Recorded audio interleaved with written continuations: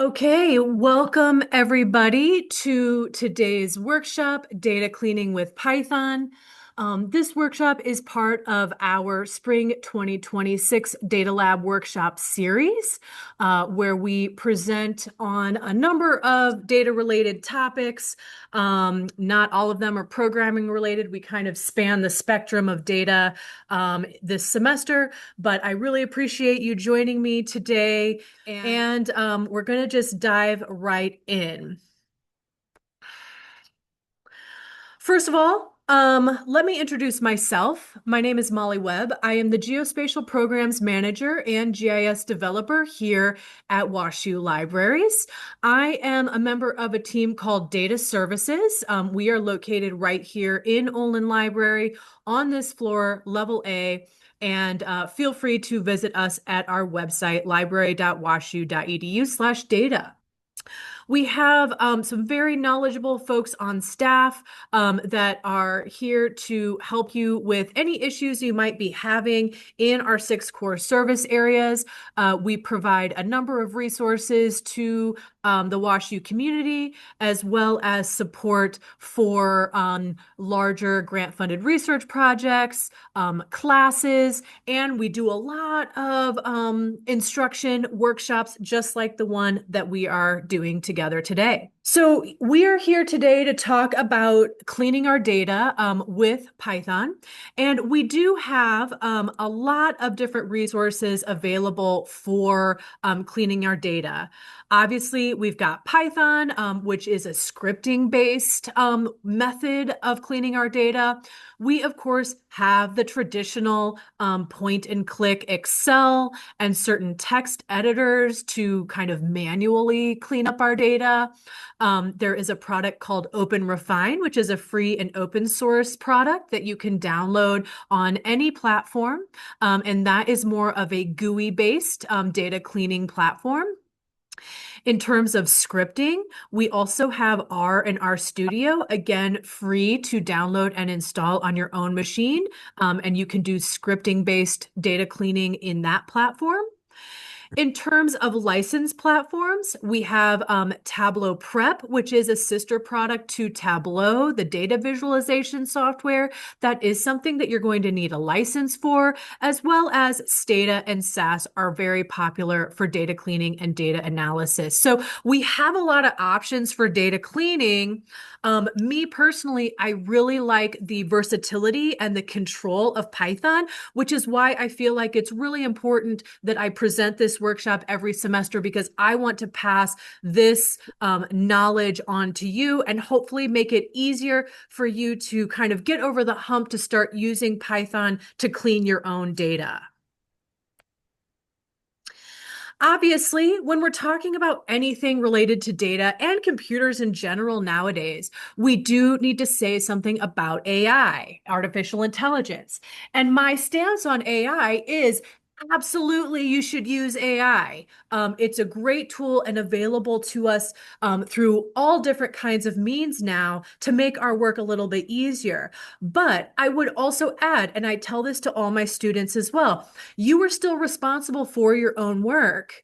And when we're talking about writing code, it really is helpful to have an idea of what the code is doing, where it's going. And so basic knowledge of Python, data types, data structures, and syntax is still a very useful thing for us to know, even though AI can help us a lot with the basics of, I want to do this thing, how do I do it? AI can help out a lot, but we do still need to know what is happening to our data. That is still our responsibility. So my note on AI, use it, but still kind of understand what is happening when you do. So let's talk a little bit about Python on your computer. So Python is basically an application that you install on your computer, just like any other application that you install. And Python is kind of structured with a couple of different things that it comes with. And they're kind of outlined here on this slide. So in Python, Python is an object-oriented programming language, which means it basically functions with everything in these big chunks. And One of the most important chunks of information you're going to be using in Python is the concept of a class.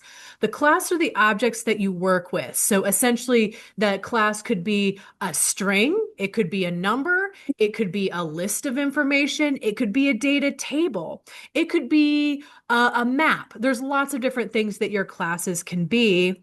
And these are the objects, the pieces that we work with within Python. Within those classes, every class has properties, which is information or attributes about this class. And classes also have methods, which is behaviors that the class can do specific to that class. We're going to talk about these a little bit more as we go on. Within Python, you also have functions, and functions are a little mini block of code that perform a specific task. And so when we're talking about functions, functions also have these items called parameters, which is information that you pass into the function, and the function does something with that information. Thirdly, Python also comes with modules, which is additional functionality for specific tasks. And within those modules, modules also have classes and functions that go along with that specific module. Okay, so setting kind of aside the base Python. So when I say base Python, I mean you install Python and immediately these things come with it. Python also has a series of external or third-party modules or libraries. Modules and libraries typically are used kind of interchangeably, that vocabulary. And within these third-party modules, they also have classes, functions, and modules specific to these libraries. And I noted here that all these libraries you are going to be installing separately. So you install base Python once, and then you can install extra things that go along with. Imagine this is your computer here. You can have more than one instance of Python installed on your machine. So we have one computer here, and within this computer, we've got 3 different versions of Python installed. We have Python 2, any number of Python 2 versions. Now, Python 2 is the older version of Python. They're actually not creating it anymore. It's no longer in use. It's reached its service life. But if you have kind of older legacy applications, they may be using Python 2. So I do like to continue to include it in this presentation here. But you can have an old version of Python 2, and then the more modern version is Python 3. You can have more than one version of Python 3 installed. And I think at this point, we're somewhere in the like Python 3.14, I think is the latest version. Last time I looked. And so you always have new versions of Python being released all the time by the community. And each version of Python that you have on your machine is going to have its own libraries installed with it. So when you are installing libraries, you need to make sure that you're installing them with the version of Python that you think you're installing it. Now, this is a little bit out of scope for this workshop, but I did just want to make sure that we're clear that, you know, we can have lots of different versions of Python on our machines. Let's take a quick look at Python syntax. So this workshop is not intended to be super beginner. We're not going to go into the basic building blocks of Python syntax, but I do want to just cover it a little bit here so we kind of know what we're going to be working with when we start to look at our code. All right, so I talked about classes and how classes have properties. And so if you want to access the property of a class, the syntax is the name of the class dot name of the property. So for example, when we are talking about the class called a data frame, which is essentially a table of information that we're holding in the memory of our computer, we can call the shape property of that data frame. And what it does is it gives us access to a tuple, which is essentially a list surrounded by parentheses here, it gives us a tuple that has the number of records in that data frame, so the number of rows and the number of columns in that data frame. So this is an example of a property of the shape property of the data frame class. When we're talking about the methods associated with the class, we usually have the syntax of the name of the class dot the name of the method, and then open and close parentheses with 0 or more parameters. And those parameters, if we have more than one, are going to be separated by a comma. So for example, the class of string in Python, which is essentially just a piece of text, the replace method has two required parameters.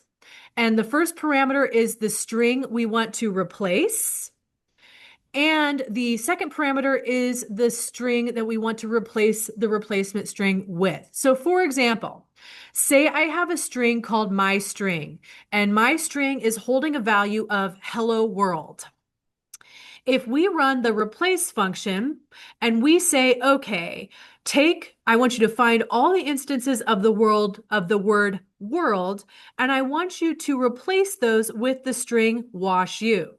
So after we run this method, we can print out the value of my string, and we know that the world has been changed to wash you. So the value of the string at this point is hello wash you. So that's just a quick example of the syntax of a method associated with the class, the replace method associated with the string class. Okay. So Python also has functions, and functions are very similar to methods in that they're doing some action, but functions are based on the library. So the syntax is library dot name of the, or sorry, not the word library, but the name of the library dot the name of the function, and then open close parens, 0 or more parameters. So let's take a look at an example. This workshop, we're going to be using the pandas library.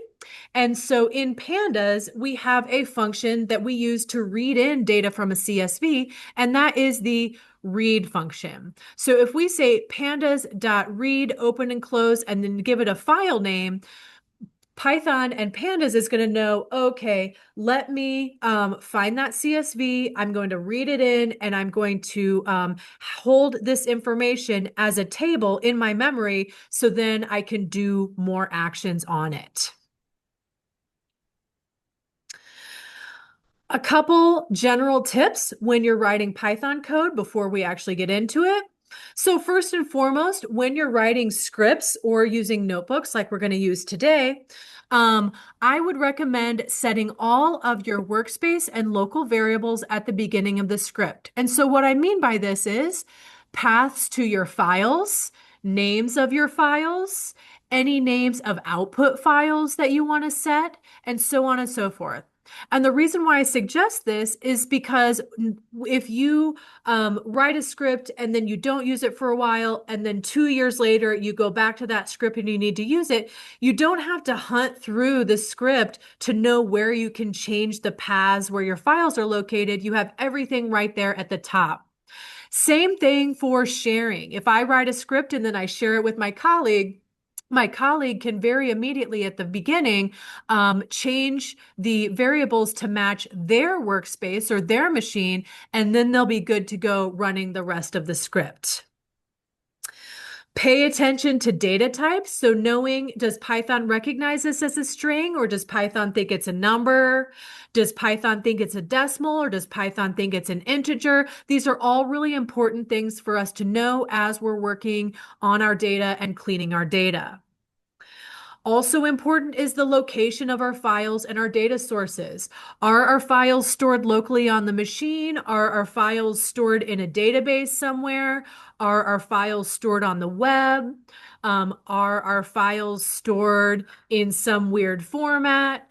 these are all things that we need to know because we need to tell Python where to look for our data.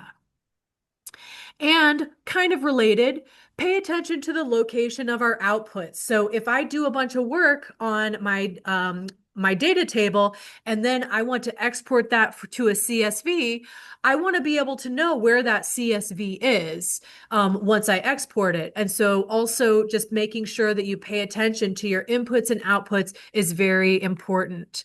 And these tips are all coming from my experience of writing Python code myself, as well as working with other folks here at WashU and beyond in writing their own Python code.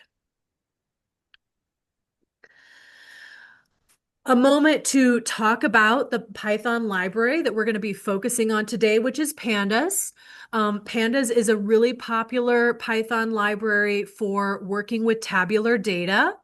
And so I like to introduce this as kind of like your basis for reading in tabular data, doing manipulations on it, and then exporting it back out. And Pandas is all based on this concept of the data frame. So the data frame is a table. You can think of it just as a table that your computer is holding in its memory. The table has rows of information, and it also has columns. In the Pandas library, we call columns of information series. So each column is considered to be a series, which can be treated separately if you want. Also, the data frame holds this kind of like phantom column called the index, which gives every single record a unique identifier within Pandas. So Pandas knows how to treat each record. So again, the important concepts here are the data frame, which is the overall table, the columns, which are the series, and then the index. And each record, we typically refer to that as a row. Let's go ahead and let's actually start doing some work here. When you open up this Google Drive folder, you're going to see these three items here. First is our workshop data folder. And within our workshop data folder, we have several CSVs that we're going to be using today for our data cleaning. I'm going to hit the back button. So right now, what I'd like you to do, if you're going to be following along with me, is to go ahead and find the little three-dot icon at the end of this row, click and click download to go ahead and get this workshop data file downloading to your local machine. And this might take a minute or two, which is why I'm having us do this now. And this is going to download a zip file.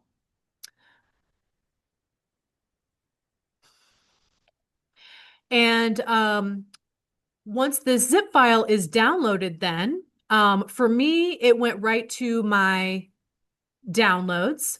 I'm going to click the show in folder icon here. And so in my downloads, this is showing that it has downloaded this folder as a zip file. Now I will need to go ahead and unzip or extract this folder so we can get to those CSVs within. So on my Windows machine here, I'm going to right click and I'm going to choose extract all.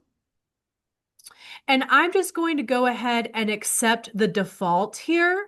But also keep in mind that if you're doing work for a particular project, you'll want to go ahead and click browse and make sure that you save this folder to a location on your machine where you're going to be able to find it later. So maybe in a project file where you're keeping the rest of your work, or so on and so forth. So I'm going to cancel out of that. I'm just going to extract this to this default location. And once I've done that, and I can get into this folder, I can see these several CSVs here. Now, if you are working on a Mac, when you right click, you are going to get the option to open up your zip file with the archive utility. And so you're going to want to go ahead and do that and extract these files. After you've extracted these files, I'm going to go ahead and just minimize this just for the moment. Let's take a look at the other things we have in this Google Drive folder. The next thing is the PowerPoint presentation that I was just going through. So you have that for future reference if you'd like to go back and reference that. And then the other thing that we have is this .ipynb file. So this is what we call a Python notebook, and you can use it to run Python code. There's many different ways that you can run Python code in a notebook. Most commonly, folks will use the application Jupyter Notebooks to open this on their own machine. But for us, for our workshop, we're actually going to be running it right here within the web browser in the what we call the Google Collaboratory or Google Colab. So Google has this platform, Colab, that allows us to run Python notebooks right within our web browser here.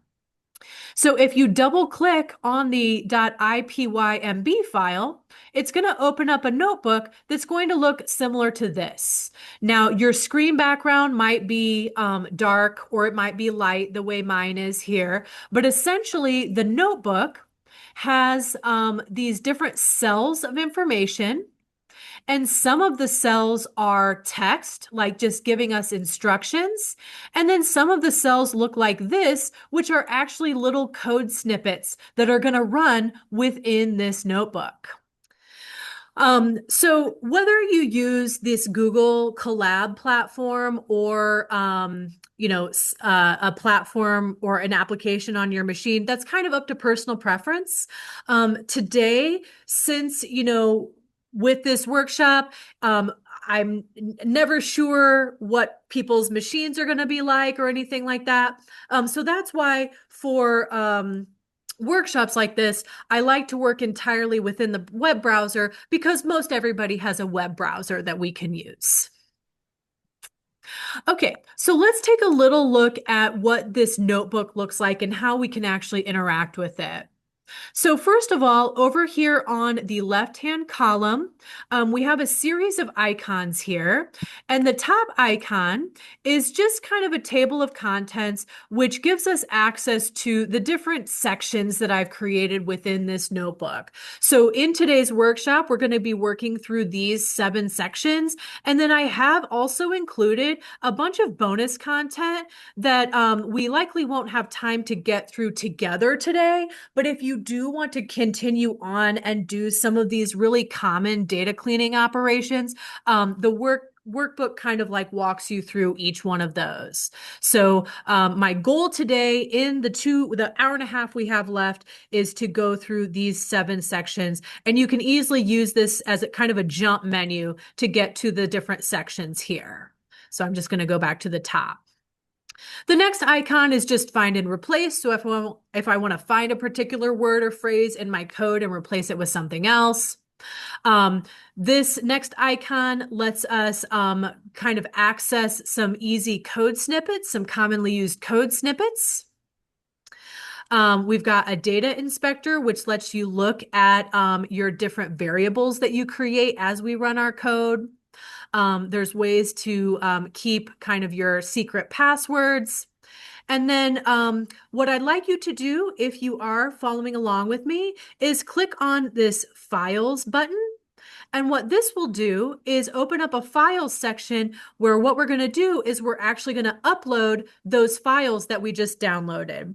Now, I know it seems a little silly to download files and then just upload them again, but within the Google Colab environment, this environment is not going to hold any data for us. As soon as we close this browser window, all of the data is going to go away. So it's important that if we do have any important data that we've created here, that we export that before we close this window. And we'll do that right at the very end. But first, we have to upload some data for Python to access. And so we're going to do that by uploading these files here. A little bit later on in the workshop, we are going to talk about how we can access data that's already stored on Google Drive.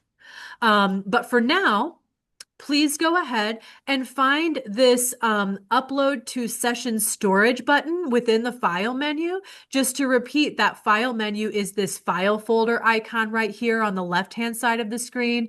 Please click that upload button, and it's going to open up a little window that's going to give us access to the files on our machine. And I'm going to navigate to my downloads, go into that workshop data folder that I downloaded, and I'm going to click on the first file. I'm going to hold down my shift key and click on the last file to select all of these files in the folder. I could also kind of click and drag to select them all, but the point is I'd like to select them all because I don't want to have to upload these one by one. And then once I have all these files selected, I'm going to click open. The notebook is going to give me a warning here that make sure you have your files saved someplace else, because again, once we close this window, these files are going to go away. And by away, I mean just within the notebook, not within our machine. Like the files are still going to be on our machine. And so within a few seconds, hopefully all of your files are uploaded and you can see them in your file list here. Okay. Now, looking at these files, the main one we're going to use here is this file called sample survey data. And you don't need to do this, but I just want to pop this open really quick to show you what this file looks like. And what this is think about this as kind of like results of a fictitious survey where people were asked about the city that they're from, the state, their zip code, and then their income value. We can already see that a lot of the recipients or the respondents were from St. Louis. We have a lot of different spellings of St. Louis, which we're going to take care of together today. And we've got this income value here, which we're going to work with too. So this is the primary file we're going to use. And then we are going to bring in, I'm going to close this. We are going to bring in this additional file, STL City Population Plus, which also has a zip code and then information about the population of that zip code that is age 65 or more. So those are the two main files we're going to be working on together. And then some additional files that are part of our bonus content, I've also included those for you here too. Okay. So now to give myself a little bit more real estate here, I am going to close my files window so I can use the whole screen for my notebook. And I'm going to go ahead and even maximize this so I can get the most screen real estate possible. So as I mentioned before, the Python notebook is made up of cells. And so some of these cells have just plain text in them, and other cells that look like this have actual code. So the cells that have text kind of give us instructions as to what we're going to do in the workshop.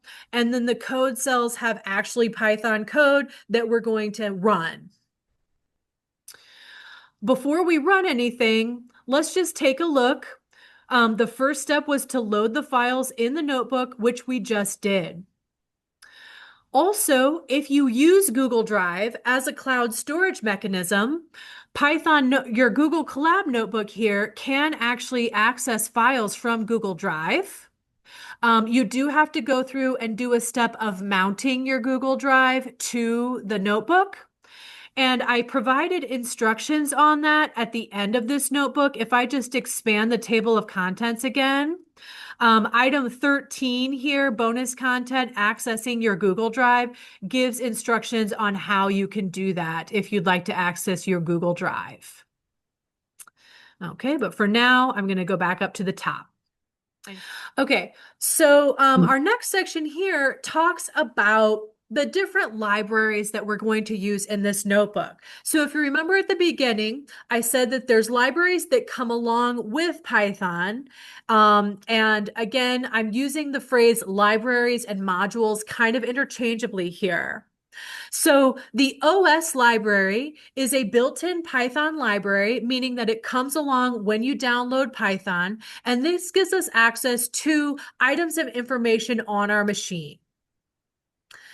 The next two libraries, Panda and NumPy, are third-party libraries. So if we were using an instance of Python that we installed on our own machine, we would need to install these separately. But lucky for us, the good folks at Google Colab have already installed these libraries in their Python environment, so we don't have to do any additional work to access these libraries within the Google Colab. So that's great. Pandas is an open source library for working with data, and NumPy is an open source library for essentially working with numbers. And we're using NumPy to kind of help us deal with null values in our data a little bit. Next up, again, another built-in Python library is the regular expressions or regex library. And this is a built-in Python module for providing regular expressions. And what is a regular expression, you might ask? Well, we're going to talk about that a little bit later on. I'll explain that. And then finally, we're going to be using the datetime library to help us work with dates and times. Just note again that if you are working in Python just locally on your machine, you will need to install the NumPy and Pandas libraries separately. Okay. So we have a code cell here, and just notice over on the right-hand side, we can choose to move this cell up or down in the order if we want. We can see what features are available through AI to write code. We can delete this, or we can do any number of things. To run each cell, you can do that a couple of different ways. The first way is to just click on this play button here, which is going to go ahead and run the cell. And if the cell runs without any errors, it will give us this green check mark here and tell us how long it took to run that cell. Another way that we can run cells, and so just running this cell that prints out the version of Python that we're using to your question of Python version, you can also hit with the cell highlighted, you can hit Control Enter, and that is also going to run the cell. Now I can see that I misspoke earlier. I said that the latest version was 3.15, and it looks like the latest version, at least the version that Google Colab has right now, is 3.12. It is possible that maybe the latest version is 3.14 and Google Colab just hasn't been updated with that version yet. But this is how you can tell what version of Python your notebook is using by using the phrase print open close parens sys.version. That's going to print that version.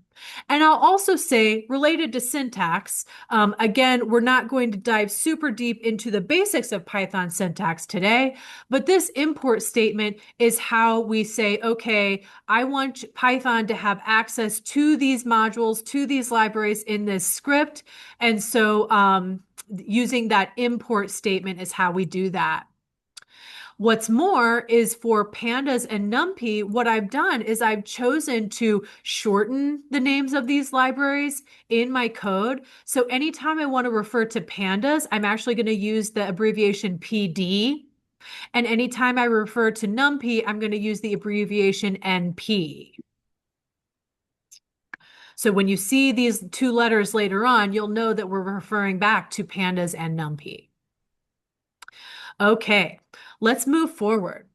So the next thing we're going to do is we're going to set our file names as variables. So we're going to do this in a couple of different ways. The first way is just by accessing the file name directly. So our CSV called sample survey data, I just dropped in the name of that CSV, and knowing that I've uploaded this file here to our files area, I know that the Google Colab now has access to my file samplesurveydata.csv. So that is what I call data file name 1.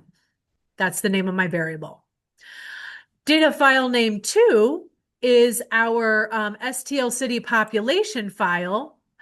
If we were going to read this file directly, we could just pop the name right there as a variable.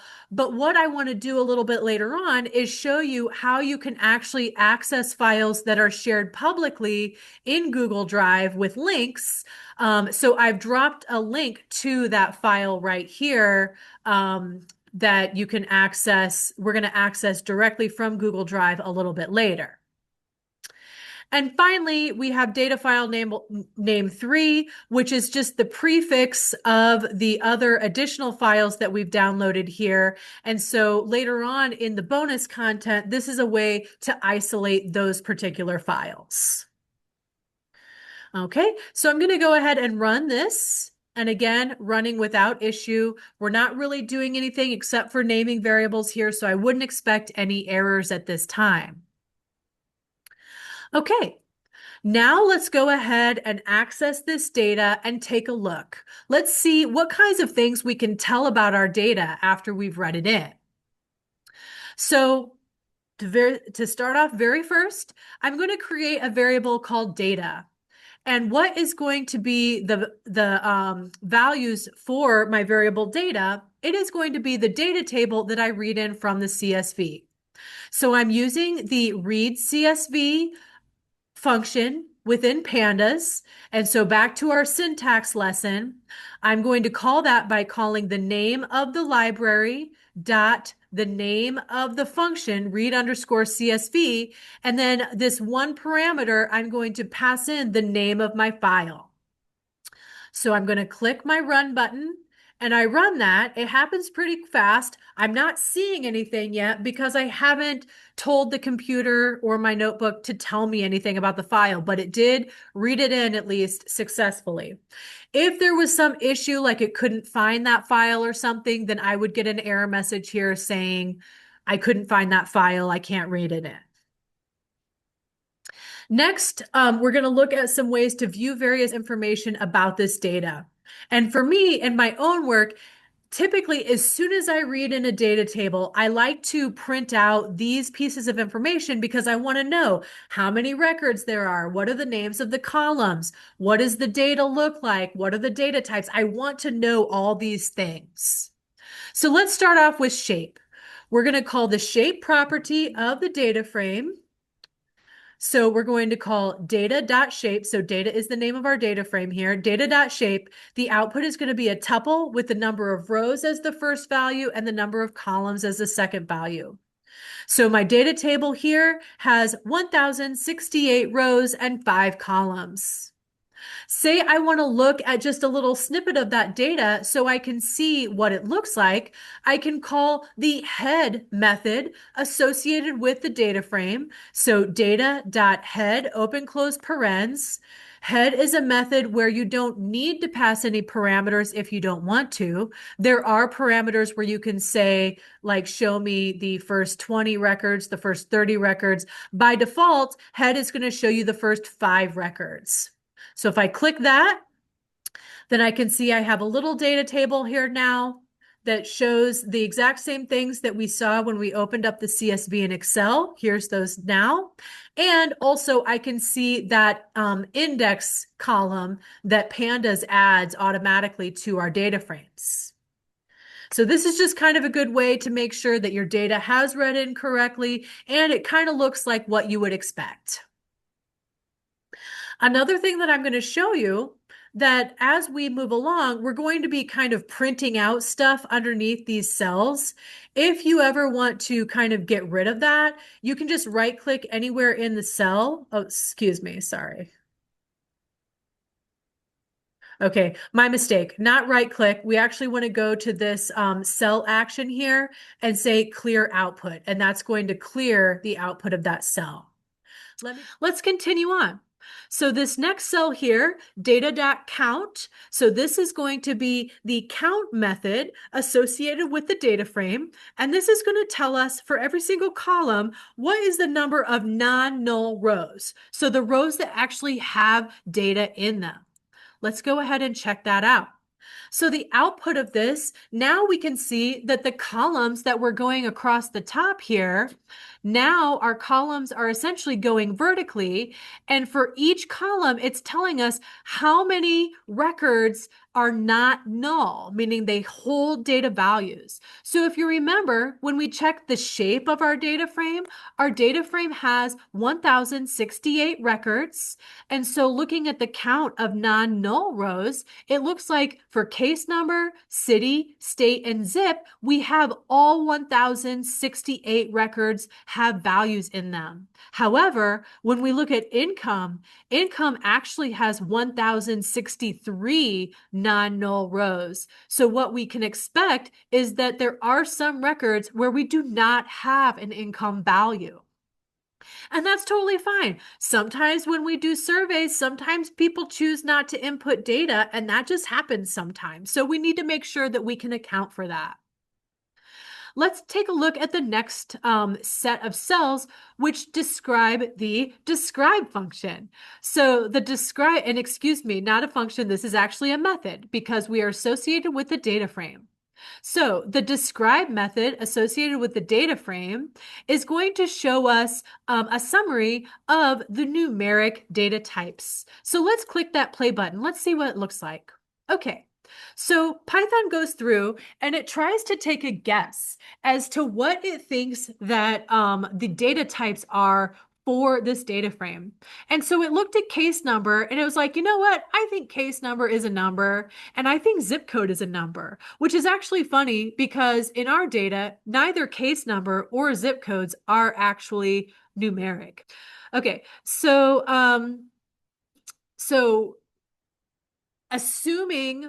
just with the assumption that these numbers are numeric, Python is going to give us some summary information. So it's going to give us the count of not null values. It's going to go ahead and give us the mean, standard deviation, min, and max of those numeric values. And it's also going to give us these quartile values too. But I want to know this information about all of the columns. So now we're getting into a situation where we're actually going to pass in parameters into our methods. So we're going to call the describe method one more time. And in this case, we are going to include the parameter include equals all. This means show us the summaries for all the columns. So I'm going to click this. And so it goes ahead and it gives us all the columns and it says, okay, here's this for case number. Now for city, state, and income, it's recognizing those as not numeric. So it gives us some different information. It tells us the number of unique values per each column, the value that occurs the most often for each column, and how often that value occurs. And then, of course, since city, state, and income are being recognized as non-numeric, it's just saying null for all of these other values. Okay. So let's continue on. And so the next cell here, we're using the include parameter once more, but in this case, instead of saying include all, what we're doing is we're passing in a list of the data types that we want to include. So in this case here, we're saying, okay, describe everything for me, but only include the columns whose data type is the object data type, which is kind of a mixed case, mixed, alphanumeric data type. So if we click on that, so again, this is giving us city, state, income, and it's giving us, here's the unique values, here's the value that appears the most, and here's the number of times that it appears. Okay, so moving on, I've got this fictitious project that I'm working on, and for this project, I need to do a few different things. First, I want to make sure that in my zip code column, that value is being recognized as a string. Also, in my income column, I want that data type to be recognized as a number. I want to make sure that all my city names are valid and that they're consistently described. They're consistent throughout. And then also, here's where that second table comes into play. I want to ensure that this data frame can be joined to a second data frame using zip code to match those records. So let's see what we can do here. Let's start with our first objective, converting the zip code value to a string. Okay, so next up, I'm bringing in our dtypes property. And so by running data.dtypes, this is going to tell us what the data type Python is recognizing for each of our columns is. So in this case number, it's recognizing as an integer. City, state, and income are being recognized as objects, so both numeric and string. And zip code is also being recognized as an integer. Okay, so I don't want zip code to be an integer. I actually want zip code to be a string. We're not going to be adding and subtracting zip codes here. We're going to be just using them to categorize our data. So we want this to be a string. So what I'm going to do is I'm going to convert the zip code column to a string. And to do that, I'm going to start off with the syntax data and then open and close square brackets, the name of the column, which is zip. I want you to take this column and I want you to replace it with the following values. So equals data, like open close paren or open close square brackets, zip again. Only this time I'm going to use this as type method to say, I want you to convert this to a string. So data zip as type string. Let's go ahead and run that. Now, so it ran without error. So now let's check the dtypes. Let's run this dtypes again. Okay, so now data.dtypes is showing up as a string. Okay, so this is great. We have accomplished our first task. The data type of zip is now a string. Okay, now let's go to the income column. So our values are being interpreted as a mixed data type, probably because there's some kind of weird values in there. We want them to all be numeric because if we're going to be working with income, that's a number. We want to be able to treat that as a number and work with it as a number. So first of all, let's look at all of the values and income. And so to do this, what we're going to do is we're going to use a loop. We're going to use a loop, a for loop, and we're also going to use this unique function here. So the syntax goes like for v in, and then here we are putting in our income column. So essentially we're saying loop through all of the values in our income column, and dot unique is going to pick out all of the unique values in this column. So I want you to pick out all of the unique values in this column, and as you're looping through them, I want you to print each one out. So when I run this cell, we have a lot of output here. See this huge long line of output? When I scroll to the bottom, immediately I'm seeing right here, we have an income value as St. Louis. Okay, so right away, something's going on here because income cannot equal St. Louis. So we must have had some kind of weird data issue, or maybe somebody accidentally put something in the wrong text field or something like that. Okay. All right. Again, I'm just going to show you that this is kind of a long printout here. If I don't want to keep this on my screen, I can always use this little 3-dot icon and say clear output to the cell is still run, but I just don't have to see all that output. Okay, so obviously the value of St. Louis is invalid here. We also have a value of none. We didn't see it, but it's there. So let's go ahead and let's try the same method that we just tried before. We said, okay, switch this to as type string. Let's use that same method, and let's say that I want to take our income column and I want to change that to anything that's coming in from the income column and use as type int64. I want to change this to an integer. Okay, so let's click that.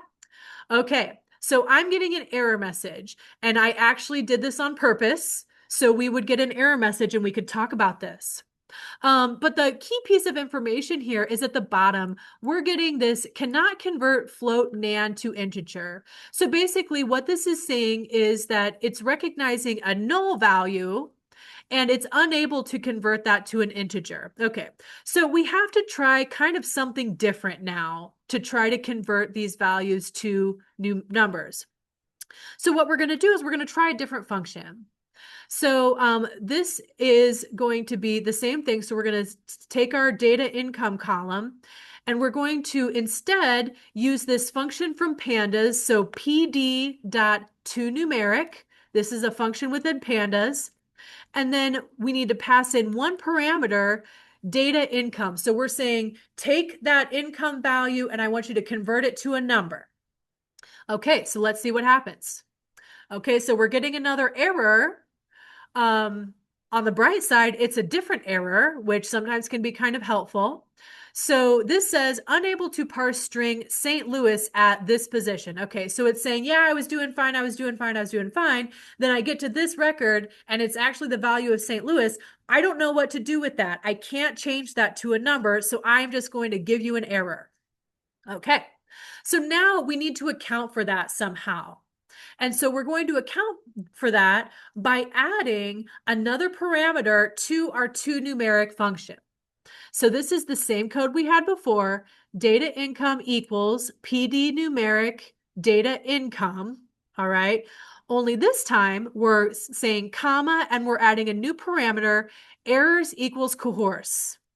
So what this means is that as Python is going through and changing these values to numeric, if it runs across any error, I don't want you to stop Python. I want you to just take that value and I want you to change it to null. If it's not a valid number, I don't care about it anyways. So just making it a null is fine with me. All right, so let's run that. Okay, finally, it runs without errors. So now let's go ahead and let's run that unique values loop again to see all the values that have come out for income. So I'm going to run this, yada, yada, yada. And there's going to be a huge long list. All of these look like fine numbers. If I scroll up kind of towards the top,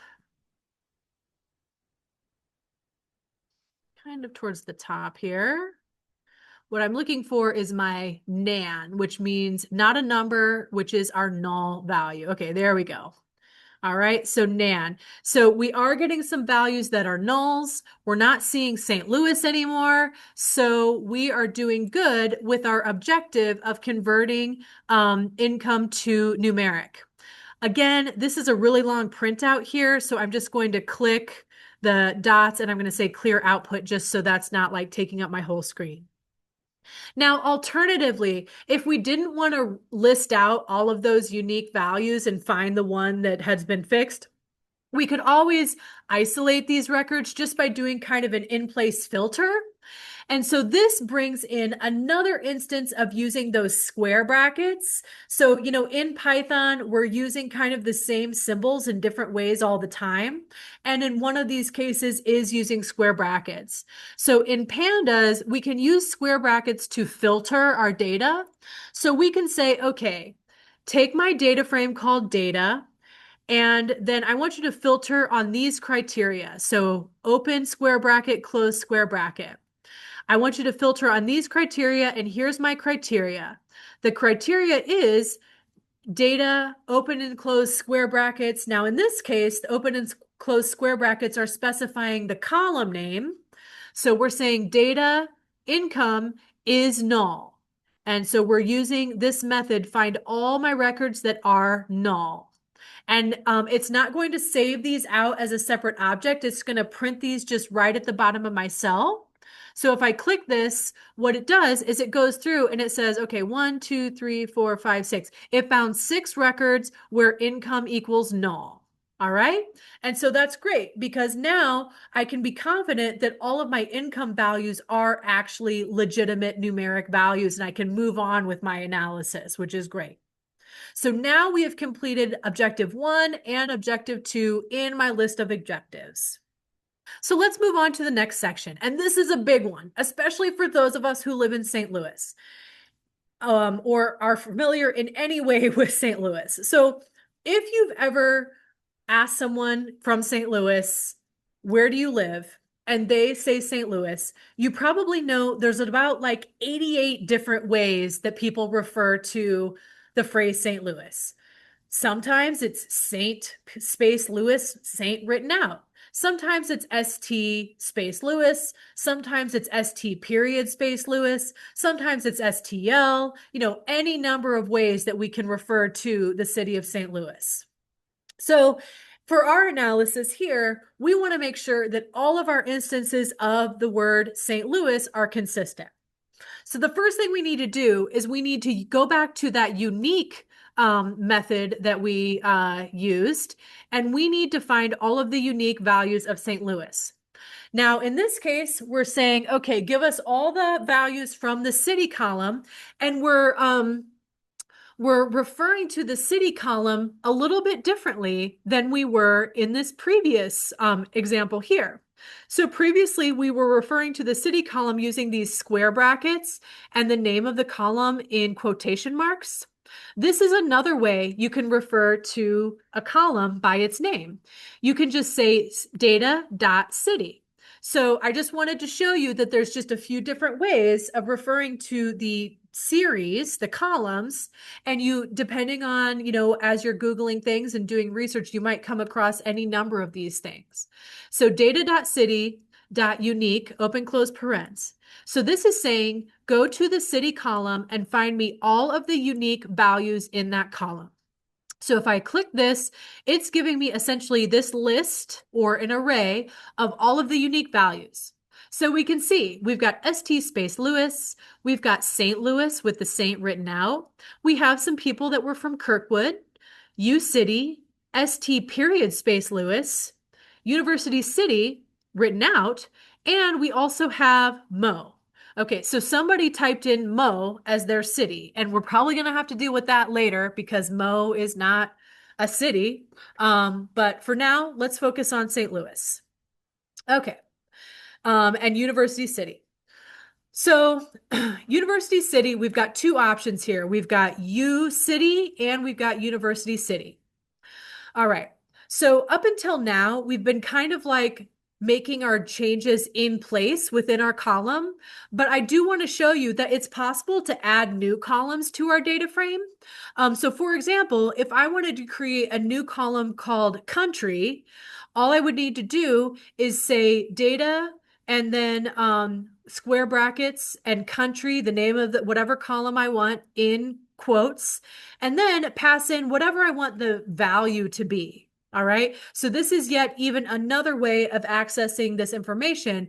Pandas is going to be like, hey, in this data frame, there is no column called country. So they must want me to actually create a column called country, which is exactly what I want. So I'm going to go ahead and run this. Then I'm going to use this head method like we talked about at the beginning, and I'm going to look at the first few records and just make sure that, yes, okay, I've created a new column named country, and it's populated that with USA for all of my records. Okay, great. So now I know how to make a new column. Cool. That can be kind of helpful to know. So next, we're going to go back and we're going to use that replace function that we talked about at the very beginning in the slides, okay? And so now we're actually going to use it in practice. So here's what we're going to do. We're going to create a new column, and this column is going to be called city_corrected. And here is what I want Python to pass into this column. I want you to take all the values from city, and I want you to look at these values, and I want you to run the replace function. Okay, what do I want you to replace, and what do I want to replace with? So I want you to find all of the values of U City. So this is my toReplace parameter.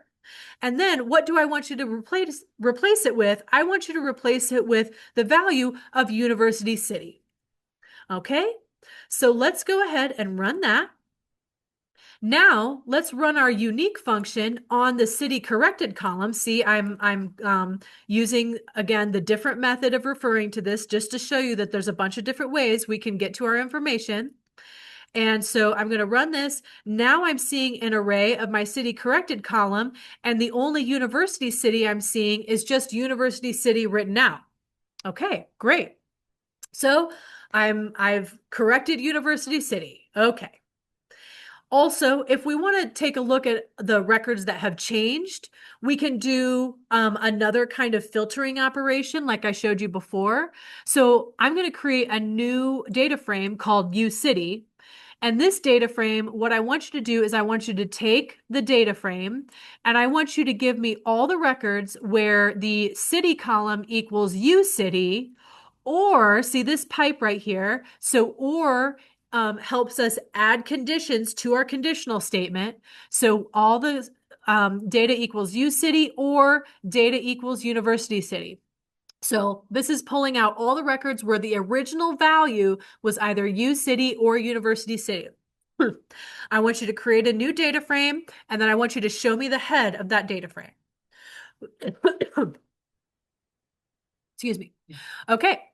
So if I look at the head of this data frame, I can see that I had instances of uCity and University City coming through in the city column, but then they've all been corrected to University City. Okay, great. So that's one method that we can use to update these values. Also, we saw that there was a value of Mo in the city column. So let's take a look at that specific record or records. Again, we're going to be using our filtering method here. So we're going to take the data frame and we're going to say, okay, give me all of the records where the city column is equal to Mo. Now, I want to specifically call out this double equal sign here.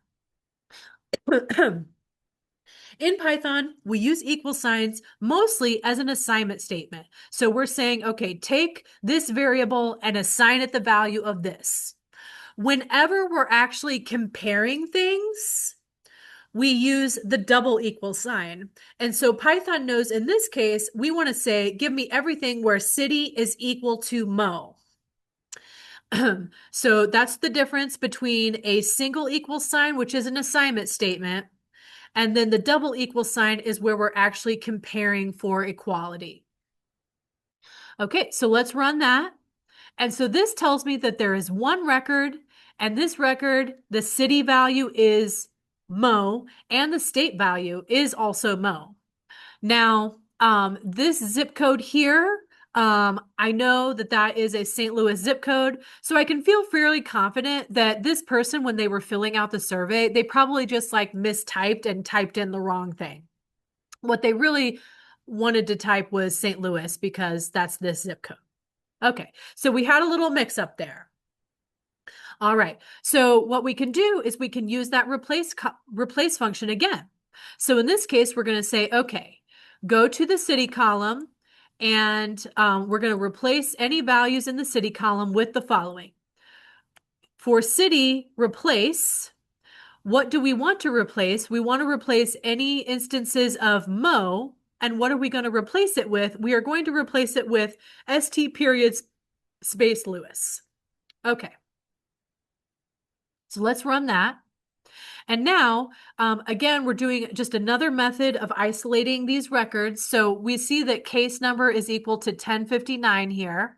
So we're going to say, okay, now show us any records in our data frame where case number is equal to 1059. All right, so let's look at that. It prints out just this one record for us. And sure enough, now the city value has been changed to St. Louis. So we just corrected that. So far we've corrected our university cities and we've corrected our MOs. All right, so let's go back. Let's take a little step back. And so I had showed you how to create that new column that had city corrected in it. Now I'm going to correct University City, but this time I'm just going to do it in place right within the city column itself. So we've already done this a few times here. We're going to take the city column, and here's what I want you to do with it. I want you to take the values from city, and I want you to replace. And what do I want you to replace? I want you to replace everything that's uCity, and I want you to replace it with University City written out. And so this is just an example of doing it in place in the city column. Okay, and now we look at our city unique list again, and we're doing much better here.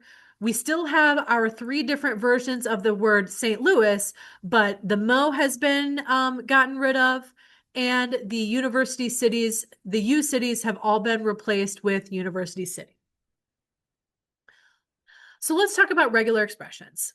So regular expressions are essentially a way of doing our replace function again, but instead of finding like a specific pattern, we are going to use wildcards, and we can use regular expressions to find much more complex patterns than just like a single string. And so what I want to do is I want to show you a little bit about how you can specify these patterns. Now, regex is actually something that is like an entirely new programming language on its own. And you can use it in many things, not just Python, but you can use it in other programming languages. And it really is kind of like its own little mini programming language as its own. If you are interested in exploring more, I've given you some links to ways that you can practice it and learn more about it. Unfortunately, we don't have enough time just in our, very relatively short time together today to go into it. But regex is a module that comes with base Python. So in order to use it with Python, all you need to do is run this import statement. So import RE is how we bring that in. And so now what we want to do is we want to find a pattern. So I'm going to go back to the presentation here, and we're going to look at how we actually can specify this pattern. Okay, so in our values of St. Louis, pretty much everything was like something space Louis. So we can use that to find all of these different instances, okay? Now, if we had more than one type of Louis city, say we had Louisville or something like that, we would want to make sure that we would find only St. Louis and not just like Louis anywhere, okay? So regular expressions help us specify to the computer how we can do that. So regular expressions uses special characters to signify patterns. And so the pattern that we're going to be using starts with this little caret, which means that all of the patterns that we're finding has to be at the beginning of the string. Then we have parentheses here, which say, okay, I want you to find anything that's within these parentheses at the beginning of a string. And so within the parentheses, we're saying, okay, find any character and any number of instances of that character. So the period here means any character, and the asterisk and the question mark mean any instances of the previous character. So what this is saying is, if you find the word Louis and there is anything before the word Louis, then that is going to be a match. If you find Louis and there's not something before it, then that is not a match. Okay, so what this is going to do is this is going to go through and it's going to find anything that's St. Louis written out, ST period Louis, or ST Louis. It's going to find all of those.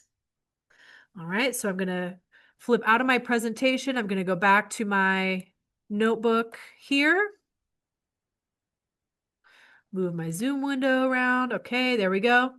All right, so what we're doing is we are creating a variable, and this is going to be from regex. It's going to be a pattern that we're compiling from regex.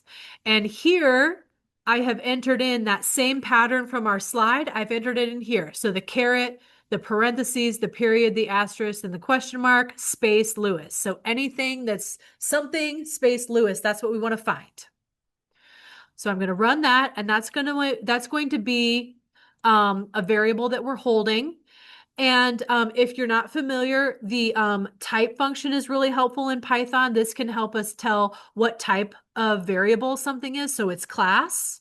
So if I run that, this tells us that this is a class within regex, and this is a pattern class. Okay, so we're holding a pattern in memory right now. We're looking for this pattern. Okay. Now we go back to our replace function. So our replace function, we're already familiar with it. We've used it several times now. So what are we going to do? We are going to take the city column, and we are going to say, okay, take your city column and replace it with this. We're going to take the values from the city column, replace them. What do I want to replace? I want to replace everything that is my STL pattern that I built up here. So find all my STL patterns. What do I want you to replace them with? I want you to replace them with the value of ST period space Louis. So say on my research team, we have decided that we're always going to refer to St. Louis as ST period space Louis. So that's what I'm going to replace it with. And then here is the kicker. Here is that last parameter that we want to add that says regex equals true. So this tells Python, I'm not looking for like literally this string right here. I am looking for this as a pattern within regex. So this gives me the flexibility, it gives Python the flexibility to examine more different instances besides just like straight up strings. So if I click that, it works its magic. And then I need to check that city column one more time using my unique function. And now magically, I've got all St. Louis, Kirkwood, and University City. So all of my, my cities have been validated, and I have completed the fourth objective in my list of objectives. All right, so we're going to move along to the last component, and this is a big one. This is really important because it's rare that we are just getting one data table and then that's it, and we don't have to do anything else.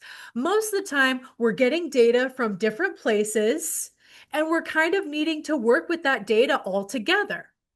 And so typically what we're going to do in that case is we're going to find something that we can match those records on, and we're going to do a join. Okay, so I'm about to start talking really fast because we're running out of time, and I still want to get through this very important component for you. Okay, so remember how we set the second data file name to this URL here, which is just a URL to a shared Google Drive sheet?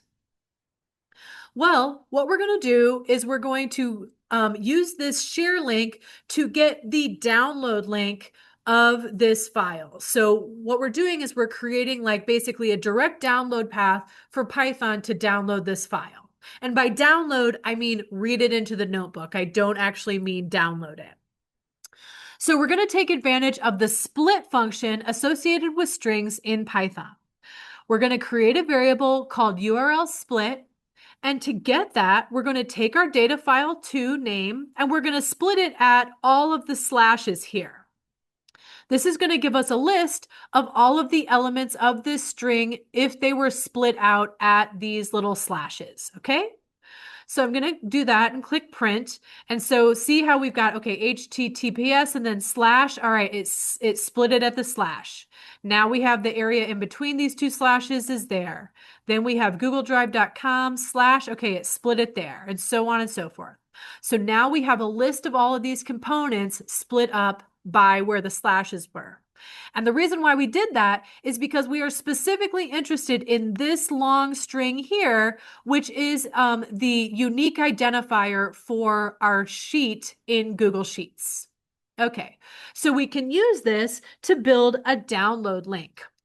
So any download links within Google Drive, like when you click download, behind the scenes, it's actually going to a specific URL associated with the item, and it's downloading that item.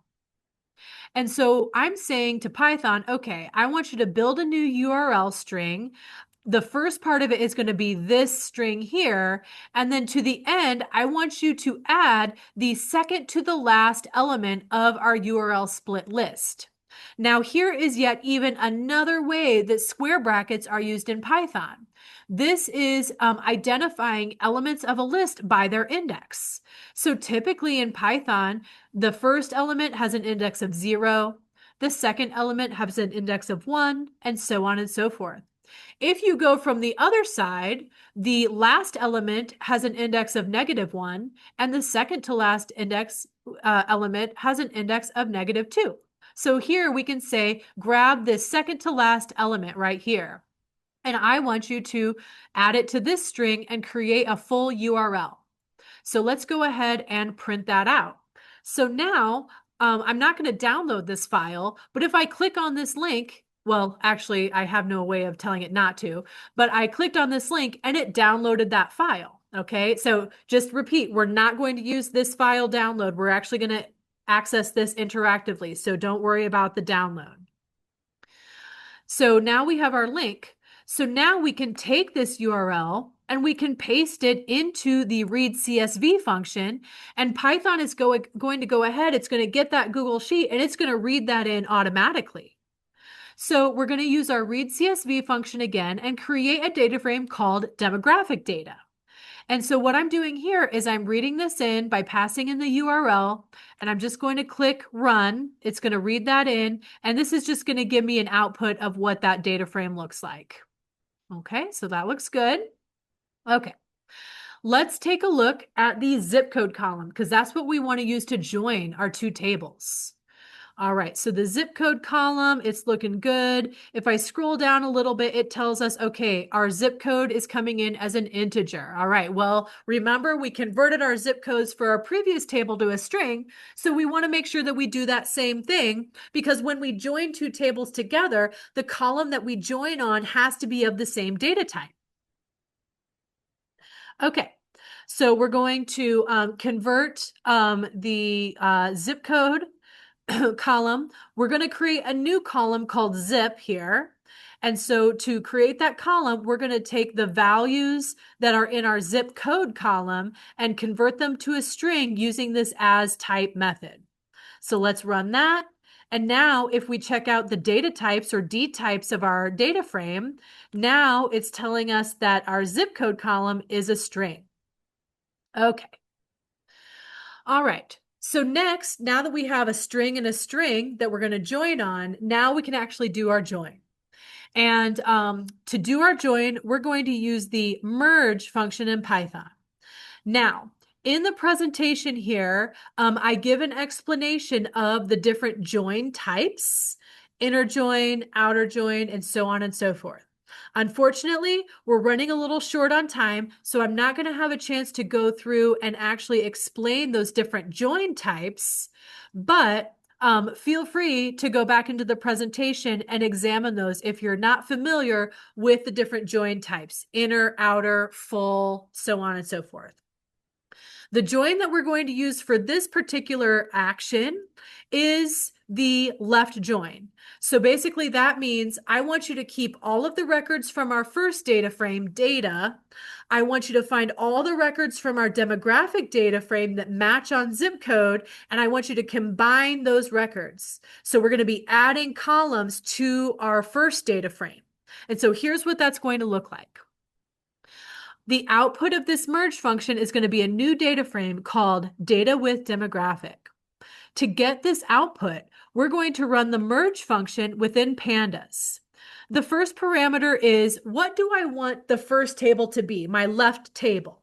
And that is going to be our initial data table join that we're going to join.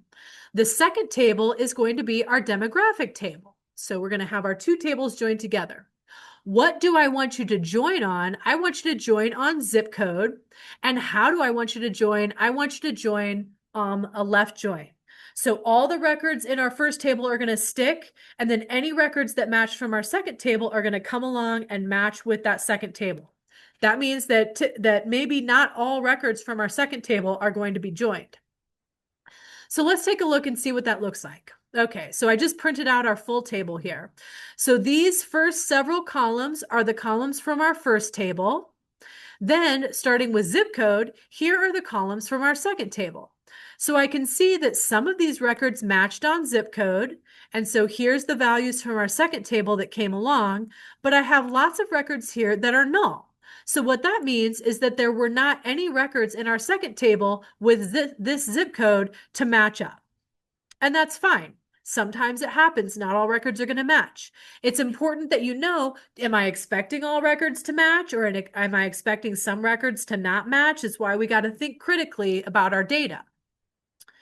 So far, we have a lot of these null records. We don't necessarily need these null records if we don't have them matched. So what we're going to do is we're going to isolate the records where the zip code from the second table is not null. So we're going to create a data frame with only the records that matched from our two tables. I'm going to call this data frame join matches. And to create this data frame, we're going to take our data from demographic here, and we are going to do the filter operation. So we're going to say, okay, take all the records where data from different demographic, where the zip code, and keep in mind the zip code is the one that came in from the second table, is not NA or not null, essentially. NA and null are often used interchangeably. So filter out all those records, and that's going to give us a new data frame called join matches. So let's go ahead and run that. Okay. So now if we look at this whole data frame, see how all these records are filled in? So all of the nulls have been removed now, and now we only have the records that match from both tables. Okay, so we're doing good. Finally, say, I like working in Python, but say I have another application that my project team, we want to do some other analysis in. Maybe we're going to create a map or whatever. We want to actually export this new data frame to a CSV so we can take it out and use it for some other application. Okay. So in this case, what we're going to do is we're going to create a new variable called output file. This is going to be the output file name, survey joined to demographic data. And we're going to use this toCSV method. Now, the toCSV method is associated with the data frame. So here's the name of our data frame, join matches .toCSV, and then one parameter is the name of the output file. So let's run this. Now let's expand our files menu again. And now see how I have this new file, survey joined to demographic data? Cool, so that's a new file we just created. If I double click on that file, it gives us a little preview here of what that file looks like. Okay, that's cool. It's looking pretty good. The one thing that I'm noticing though is that it did export our index column, and we actually don't want our index column to go into this CSV. This is something that only Pandas was using internally. I don't really care about it for my analysis. So I want to do something different so that I don't have to worry about this extra column in my data. I'm going to close this little preview window here, and I'm going to close my file menu. Okay, so what I'm going to do to tell Python, okay, I don't want you to export that index column, I'm going to do the same thing I just did. So join matches to CSV, the name of my output file, but now I'm going to set this parameter index equals false. So this means do not output that additional index row. Or excuse me, I misspoke, index column, not row. So let's run that. Go back to our files list, double click to open that up, and now I can see that this file does not have that index row anymore. Okay, now looking at this file, there's a few other things that I can do to clean this up. Most notably, this city corrected column was kind of just like a working column to kind of show you some examples. I don't want this city corrected column to be in my final output. So let's figure out how we can not have that be part of our final output. I'm going to close this and close my file window again. Okay, so what I'm going to do is I'm going to get all of the columns from my join matches data frame, and I'm going to put them into a list. So that's going to be called call list. Call list equals a list of all the columns from my join matches table, and then I'm going to print that out. Then I'm going to run the remove function on my list. I'm going to say, okay, go back to my columns list and remove the value of city corrected. So then what's left, I'm going to print that out to make sure that I've removed that value. So let's run that. So here's that first list, which is all of the columns. I can see city corrected is there. Then here is the second printing of that list, and I can see that city corrected has been removed.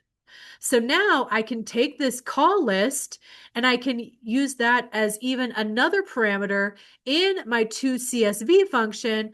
And I can say, okay, columns for my export is going to be equal to call list. So when you're exporting to CSV, only export those columns that are in this list.